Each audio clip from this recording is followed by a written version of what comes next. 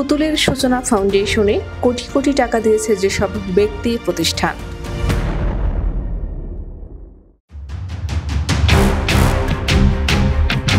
ক্ষমতাচ্যুত সাবেক প্রধানমন্ত্রী শেখ হাসিনার মেয়ে সায়মা অজেদ পুতুলের প্রতিষ্ঠিত অলাভজনক সংস্থা সূচনা ফাউন্ডেশন দেশের শীর্ষস্থানীয় শিল্পগোষ্ঠী এস আলম বিশাল অঙ্কের অর্থ আত্মসাতের অভিযোগে অভিযুক্ত পিকে হালদার সহ আরও অনেকের কাছ থেকে কোটি কোটি টাকা অনুদান পেয়েছে।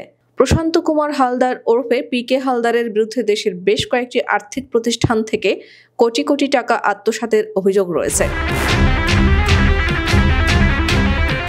বাংলাদেশ ফাইন্যান্সিয়াল ইন্টেলিজেন্স ইউনিটের একটি অভ্যন্তরীণ প্রতিবেদন অনুসারে সূচনা ফাউন্ডেশনের অন্যান্য দাতাদের মধ্যে রয়েছে কনফিডেন্স গ্রুপ, মেঘনা গ্রুপ, সামিট গ্রুপ ও ইউনাইটেড গ্রুপ।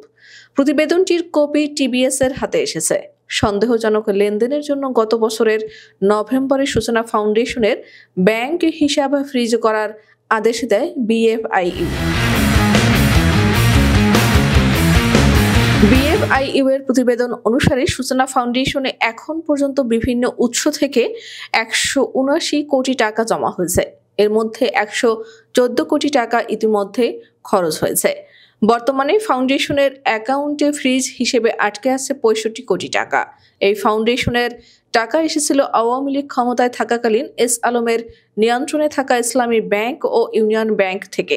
এছাড়াও তৎকালীন ক্ষমতাসীন দলের সাবেক সদস্য এবং বঙ্গবন্ধু শেখ মুজিব মেডিকেল বিশ্ববিদ্যালয়ের সাবেক ভিসি প্রাণ গোপাল দত্তের অ্যাকাউন্ট থেকেও টাকা জমা হয়েছে।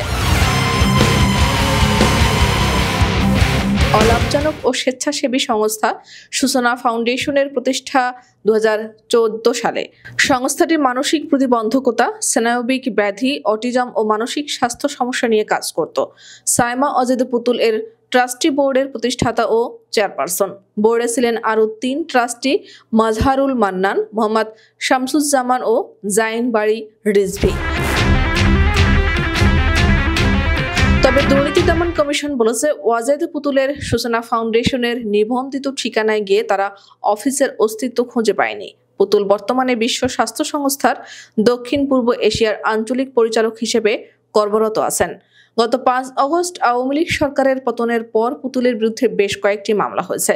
পূর্বাচলে প্লট অধিগ্রহণের ক্ষেত্রে তথ্য গোপন করা ও ক্ষমতার অপব্যবহার করার অভিযোগে দুদকও একটি মামলা করেছে পুতুলের বিরুদ্ধে। শেখ হাসিনা, তার বোন শেখ রেহানা এবং ছেলে সজীব অজেদ জয় সহ শেখ পরিবারের সদস্যদের বিরুদ্ধে একই ধরনের অভিযোগে একাধিক মামলা করা হয়েছে। উল্লেখ্য, ক্ষমতাচ্যুত প্রধানমন্ত্রী শেখ হাসিনার মেয়ে সায়মা অজেদ পুতুলের বিরুদ্ধে করা দুর্নীতি মামলার তথ্য পররাষ্ট্র মন্ত্রণালয়ে পাঠিয়েছে দুর্নীতি দমন কমিশন। মামলার তথ্যের ভিত্তিতে তার বিরুদ্ধে ব্যবস্থা নিতে পররাষ্ট্র মন্ত্রণালয় বিশ্ব স্বাস্থ্য সংস্থাকে চিঠি দিতে পারে। সায়মা অজেদ পুতুল বিশ্ব স্বাস্থ্য সংস্থার WHO আঞ্চলিক পরিচালক হিসেবে দায়িত্ব পালন করছেন। গত বছরের অক্টোবরে পররাষ্ট্র মন্ত্রণালয় সায়মা অজেদের সঙ্গে কাজ করতে অনাগ্রহের কথা বিশ্ব স্বাস্থ্য সংস্থাকে জানিয়েছিল। এরপর পূর্বাচলে প্লট পেতে জালিয়াতির অভিযোগে সায়মা অজেদ, তার মা শেখ হাসিনা সহ পরিবারের অন্যান্য সদস্যদের বিরুদ্ধে মামলা করে দুদক।